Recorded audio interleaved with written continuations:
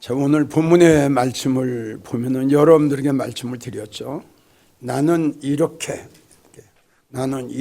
너에게 엄청난 사랑을 주었고 은혜를 주었고, 그리고 나는 너를 괴롭게 한 적도 없고 너에게 부담을 준 적도 없어. 네가 돈으로 상품을 샀냐? 네가 물질로 나한테 영광을 돌렸냐? 나는 그런 것도 원치 않아. 그런데 너는 나를 왜 그렇게 괴롭혀? 문제는 지난 주일도 여러분들에게 말씀을 드렸지만, 내가 하나님을, 예수님을 괴롭히면서도 이걸 모르고 있다는 이 자체가 굉장히 본인에게는 아주 불행한 일입니다. 주님은 이 땅에 오신 그 이유와 목적이 여러 가지가 있는데, 주님이 그 하나님의 아버지의 영광의 보좌를 버리시고 이 땅에 오신 것은 나 때문에 오신 거예요. 그러니까 넓게도 생각하면 좋지만 나를 생각하는 게 제일 은혜가 됩니다. 그리고 주님이 이 땅에 오셔서 십자가 지신 거, 또 모든 인류의 이것도 맞지만 주님이 십자가를 지신 것은 나 때문에. 그리고 예수님이 그 물과 피를 아낌없이 다 쏟으신 것도, 그 쏟아주신 것도 나 때문에. 근데 우리는 믿음 생활을 하면서도요, 이게 참 나도 그래요. 참 예수님의 그 십자가의 고통, 그 예수님의 십자가의 그 아픔, 이걸 우리는 잊고 살아요. 솔직히. 그리고 다 달래기만 하는 거예요. 우리 믿는 사람들이 참 너무 뻔뻔해. 맞죠? 그 예수님의 아픔에, 그 예수님의 고통에, 그 예수님의 멸시에 동참을 하려고 하질 않아. 동참을 하려고 하는 것은 둘째 쳐놓고 도리어 하나님의 영광을 가리우고, 믿는 성도로서 하나님의 이름을 욕되게 만들어 놓고 하나님의 집을 망가뜨려 놓고, 나로 인하여 안 믿는 사람들한테 얼마나 하나님의 영광을 가리운 일들을 우리가 얼마나 많이 했어요. 이러면서도 우린 깨닫지 못하고 있다는 사실이에요. 우리 한번 생각해 봅시다. 100년을 산들, 1000년을 산들, 그 예수님 사랑과 그 예수님 은혜에 우리가 보답할 수 있겠어요? 전국에서 방송을 듣고 있는 사랑하는 성도 여러분,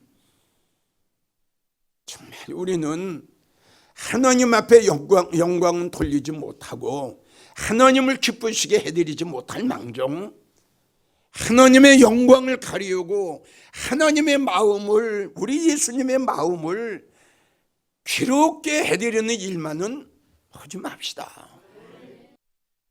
시편 116편 12절을 보면 다윗이 이랬죠. 내가 하나님 앞에 받은 그 은혜를 무엇으로 보답할까? 보답할 길이 없다는 거예요. 100년을 산들, 1000년을 산들, 만년을 산들, 우리가 주님 그 은혜, 그 사랑에 보답할 수 있겠어요? 여러분, 누가 내 대신 죽음의 길을 갑니까? 누가 내 아픔을 대신 아파줍니까? 누가 내 대신 울어주고, 누가 내 대신 괴로워하고, 누가 내 대신 외로워집니까? 누가 있습니까? 이 세상에 나의 죽음을 대신할 사람이 어디 있느냐 이거죠. 예수님은 하셨어요. 우린 이걸 잊으면 안 돼요. 한국 교회가 자꾸 무너지고 망가지는 그 이유는 물론 말씀도 변질되고 말씀도 없고 또 여러 가지 세상적인 것들이 교회에 틈타서 그렇다 할지라도 나는 이 설교를 준비하면서 그렇게 생각, 야, 바로 이거다. 이 한국 교회가 왜 이렇게 여기까지 왔느냐? 그 예수님의 십자가의 사랑과 십자가의 은혜와 십자가의 고통과 십자가의 그 아픔을 잊었다 이거지. 잊어버렸다 이거야. 이걸 우리가 생각한다면 하나님의 영광을 그리고 하나님을 괴롭게 하는 일을 할 수가 없지요. 우리 생각해 봅시다. 뭘 가지고 그 놀라운 사랑과 그 놀라운 은혜를 우리가 보답할 수 있느냐 이거죠. 고린도전서 15장 10절 우리가 너무 잘 아는 바울 사도의 고백. 나의 나된 것은 하나님 은혜다. 나의 나된 것은 나의 잘남도 아니요, 나의 의로움도 아니요, 나의 배움도 아니요. 딱 하나, 하나님의 은혜다. 그래서 그렇게 핍박자였던 이 사울이라는 청년이 그 하나님의 주님의 놀라운 사랑과 그 놀라운 은혜를 깨닫고 이 고백을 하면서 내가 이제 살아도 주님으로 해서 살고 내가 이제 죽어도 주님으로 해서 죽을 거다. 그전에 하나님의 사랑과 예수님의 그 놀라운 뜨거운 사랑을 깨닫지 못했을 때에는 핍박자였지만 하나님을 괴롭게 하는 괴로운 자였고 예수님의 영광을 가리웠던 사울이라는 청년이었지만은 그러나 이 사울이라는 이 청년이 하나님의 놀라운 사랑과 예수님의 놀라운 사랑을 깨닫고 나서 바꾸는 것이 뭡니까? 주님 위해서 살겠다. 나에게는 아무것도 소용없다. 어떤 유익된 것을 나한테 가져다 줄지라도 나는 그것을 배설물로 여기고, 아멘. 그리스도 예수 안에서 발견되는 내가 되기를 원한다. 얼마나 멋있는 말을 했어요. 우리는 이런 믿음의 소유자가 되어야 됩니다. 그런데 다시 한번 강조하지만 하나님을 괴롭게 하면서도 이걸 깨닫지 못한 이게 문제다 이겁니다. 이거는 너무 중요한 문제예요. 내가 하나님의 영광을 믿는 성도로서 다시요, 주님이 이 땅에 오시고 십자가 지시고 피를 쏟으신 건 나 때문이거든. 그럼 우리가 뭐 했냐 이겁니다. 아니, 묻고 싶지가 않아요. 반대로 하나님 앞에 내드린 건 없는 동시에 과연 나는 하나님을, 예수님을 괴롭게 하지 않았나? 이거는 우리가 한 번쯤 생각해 보자는 거예요. 이거는 생각해 봐야죠. 그런데 다시 한번 예수님의 마음을 아프게 긁어놓고 하나님의 영광을 가리우고 예수님의 마음을 괴롭게 하고도 이걸 깨닫지 못한다는 결론이야. 이게 문제가 되는 거예요. 그러니까 죽을 때까지 주님 괴롭게 하다가 하는 거예요. 우리가 죽을 때까지 살아있는 동안 바울처럼 루디아 여인처럼 믿어주면 아멘 오세요. 주님의 사랑과 주님의 은혜를 우리가 알지 못하고 깨닫지 못했을 때에는 하나님의 영광을 가려운다 손치더라도 우리는 하나님의 은혜를 깨닫고 하나님의 사랑을 깨달은 성도들은 이젠 루디아 여인처럼 주님을 위해서, 복음을 위해서, 영혼들을 위해서 하늘의 미래가 될 수 있지 않느냐 이겁니다. 그래서 이 시간 어떤 데 하나님의 괴로워하시는가? 자, 지난 주일 하나님을 괴롭게 하는 것이 뭐냐? 제일 첫 번째 내가 여러분들에게 말씀을 드렸어요. 교회 나가면서도 하나님의 말씀을 믿지 않고 하나님 말씀을 멸시하고 하나님 말씀을 거역하는 이러한 성도들을 보고 하나님과 굉장히 괴로워하신다. 그 대표적인 인물이 뭐냐? 아담과 하와였다. 우리 하나님께서는 에덴 동산을 만들어 놓으시고 아담과 하와에게 하시는 말씀이 아담아 하와야 이 동산의 모든 거 다 먹고 네가 다스려. 그런데 내가 너에게 한 가지 부탁이 있어. 저 선과 악을 알게 하는 저 선악과 나무는 따먹지 말어. 저거 먹으면 너희들 정령 죽어. 이렇게 하나님 말씀하셨어요. 그런데 아담하고 하와가 그걸 먹었어요. 그래서 우리 하나님이 아담을 부르셨다고 그랬죠. 아담아, 아담아 너 어디 있느냐? 아담이 하는 말이 하나님 내가 벗었으므로 두려워해서 내가 숨었나이다. 왜? 하나님이 함께하라고 한 저 여인이 나에게 주어서 먹었습니다.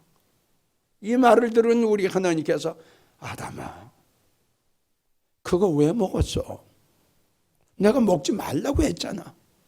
얼마나 괴로우시겠어요? 하와를 또 만나셨어요.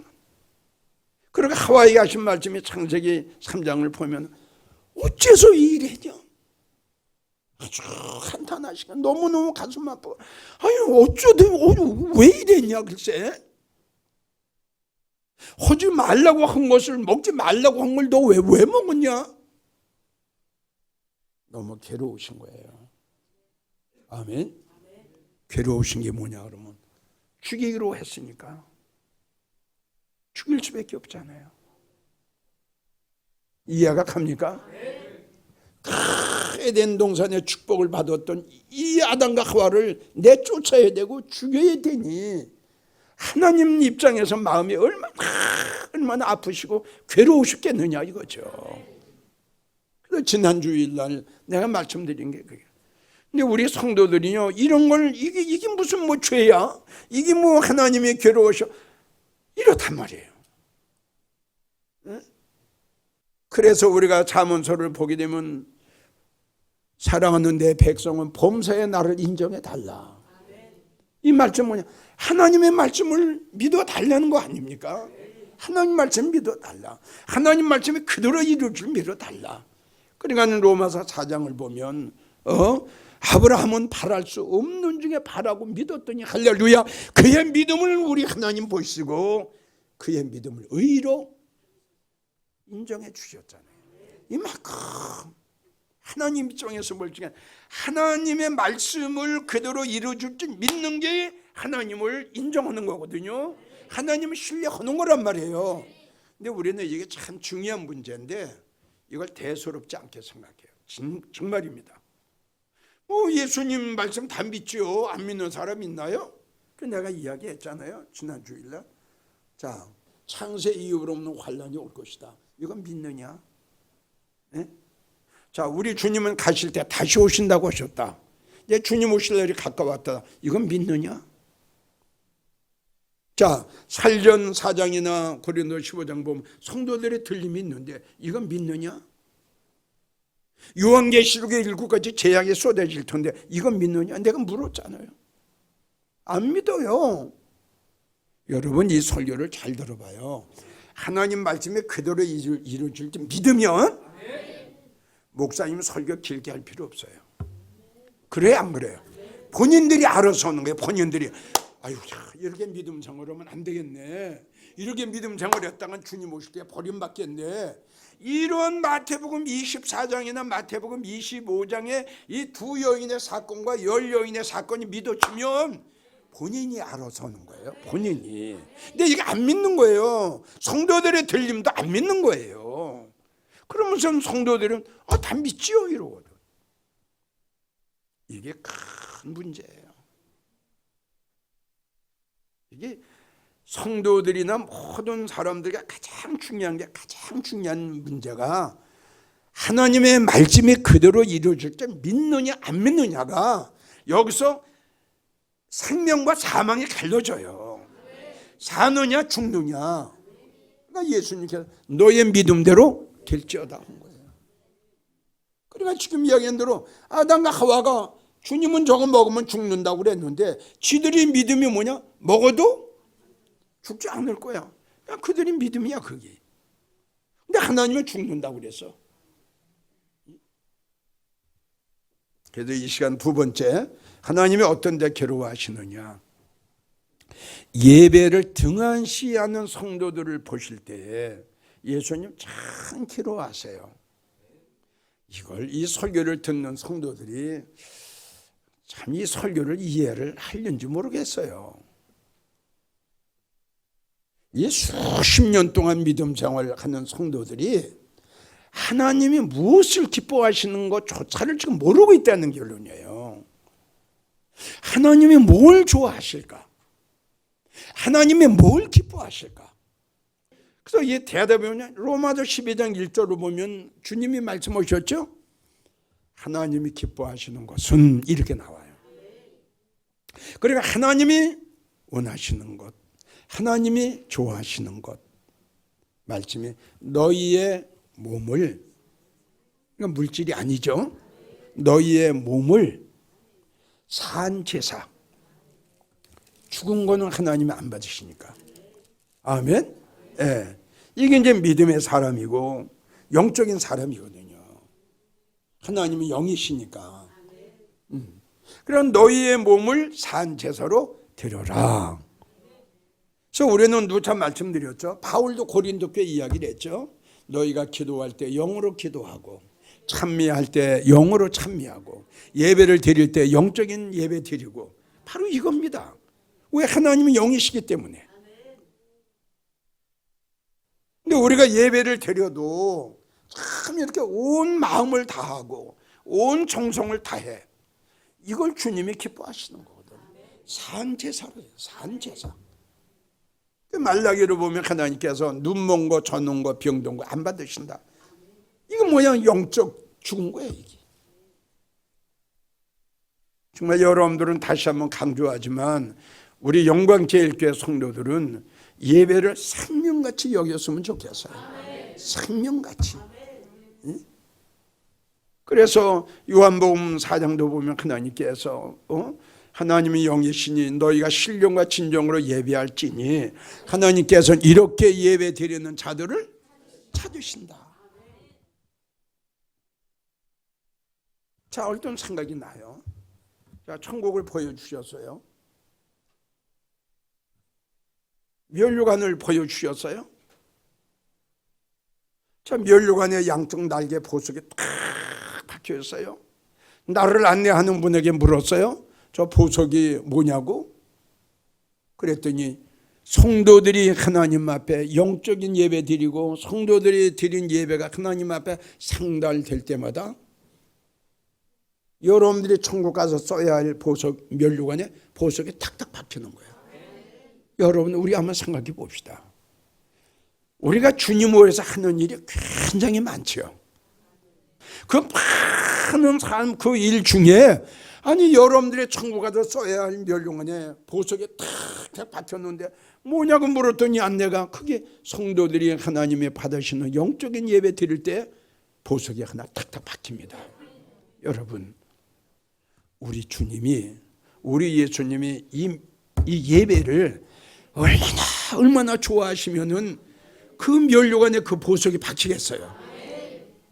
그래도 다시 한번 이야기가 정말 예수님은 이 예배를 그렇게 좋아하시는구나, 이걸 내가 느끼고 내가 이거 확신이 드는 게 그거예요.